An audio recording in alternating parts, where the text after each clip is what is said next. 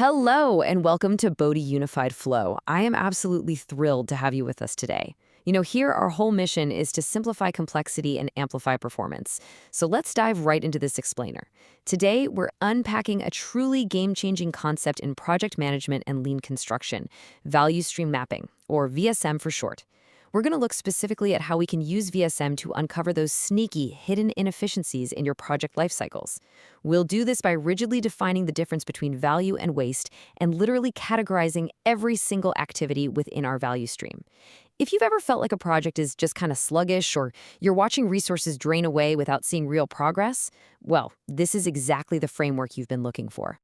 Before we get into the weeds of the methodology, let's be super clear about what we're going to accomplish together today. The learning objectives are straightforward, but honestly, they are incredibly powerful.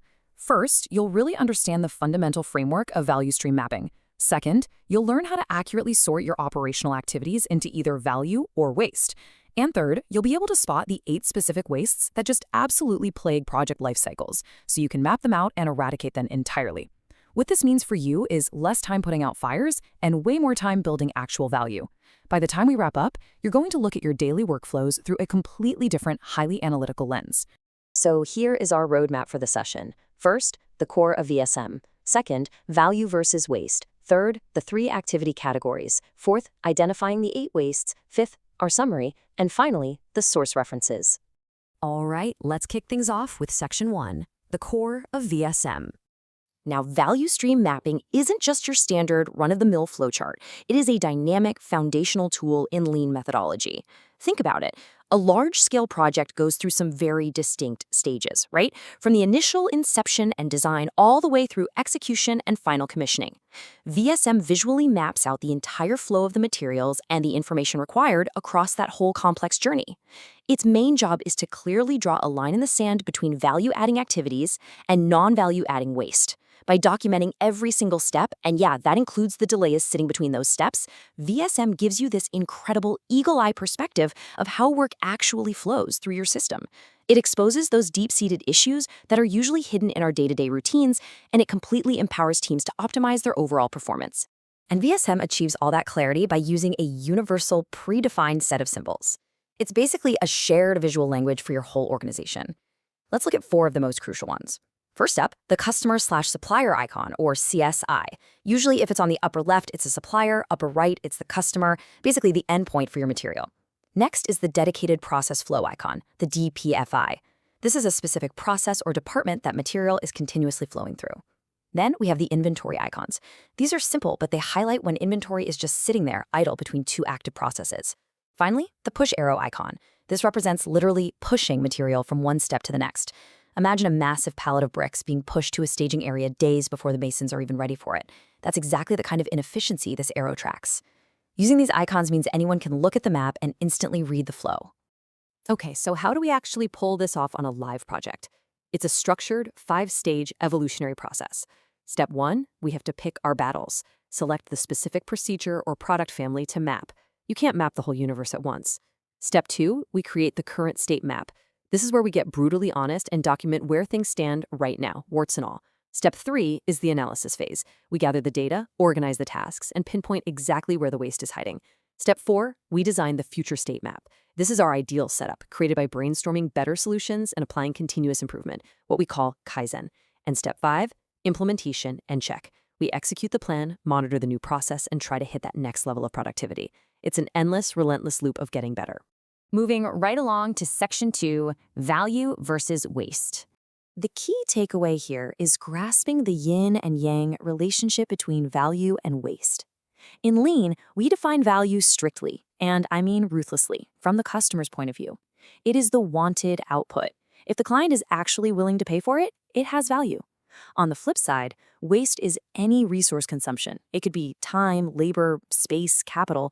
If it adds 0 value to that final product, it's waste.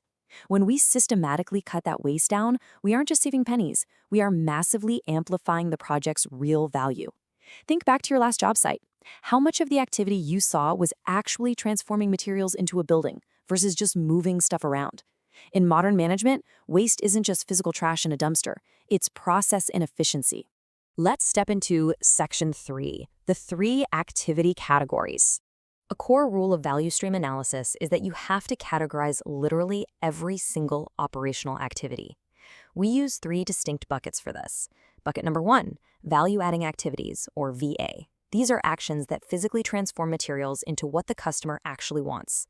The game plan here? Optimize and maximize. This is stuff like machining raw parts, assembling components, or pouring the foundation. Bucket number 2, necessary non-value-adding activities, NNVA. Now this one is tricky. People often confuse this with true value just because it's required. These activities don't add direct value to the end product, but they are absolutely mandatory because of safety laws, regulations, or physics. Our strategy? Minimize and streamline. Think of rigorous safety audits or setting up scaffolding. The customer doesn't wake up wanting to buy scaffolding, right? But you literally cannot build safely without it. And finally, bucket 3, non-value-adding activities, NVA. This is pure, unadulterated waste. It eats up your critical resources and gives you zero benefit. The strategy? Immediate eradication.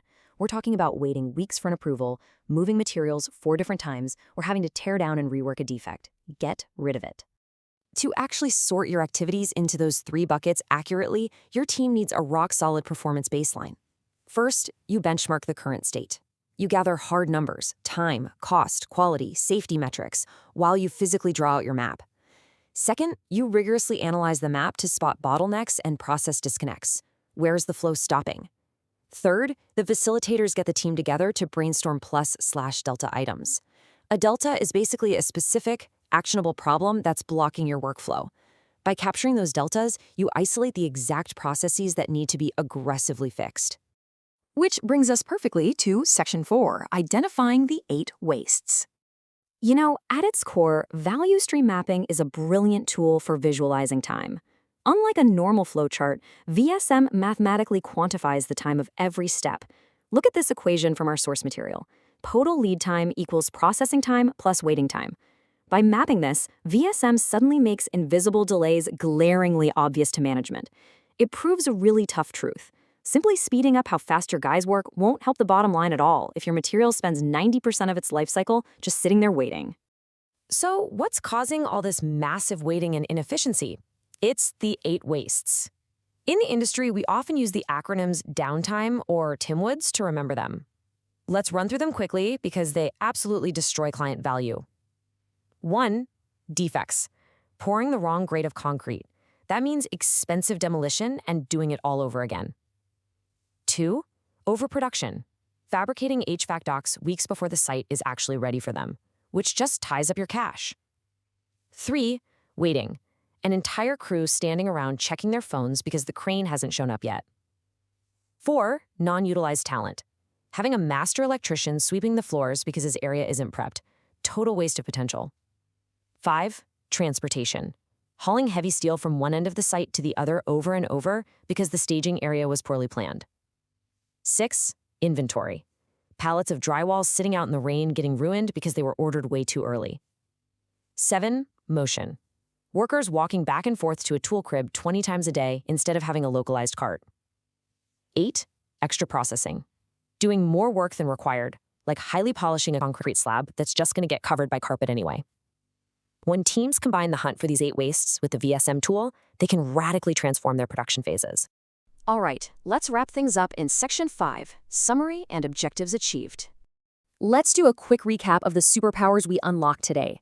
First, you now understand the VSM framework, that rigorous 5-stage process using universal visual icons to track flow.